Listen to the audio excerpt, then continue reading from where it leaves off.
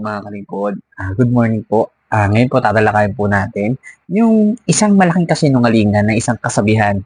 Ito po yung kasabihan na sinasabi ng halos marami na ang paniniwala daw nila sa Diyos ang awa, na sa tao ang gawa. Di ba? Mga kalingkod, totoo ba yung kasabihan na yon na nasa Diyos daw ang awa, nasa tao ang gawa? Mga kalingkod, ito pong sinasabi ng Biblia sa Matthew 6 verse 27. Sino sa inyo ang makakapagpahaba ng kanyang buhay ng kahit isang oras sa pamamagitan ng niyang pagkabalisa?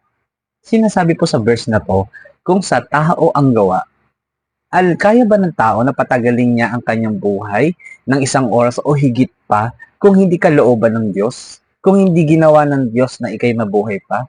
Mga kalingkod, malaking kasinungalingan po na ang sinasabi ng iba na ang tao ang gagawa. Mga kalingkod, kaya po tayo nabubuhay sa mundo dahil pinapahiram tayo at binibigyan tayo ng pagkakataong mabuhay ng Panginoon sapagkat siya po yung pinanggalingan ng buhay at siya po yung pinanggalingan ng lahat ng bagay natin. Tandaan po natin malaking impact po sa buhay natin na ang Panginoon ang kumikilos sa lahat ng pagkakataon. Kaya hindi mo pwede sabihin na ikaw ang gagawa, ang Diyos ang awa. Hindi po yung mga kalingkod, kasinungalingan po yun.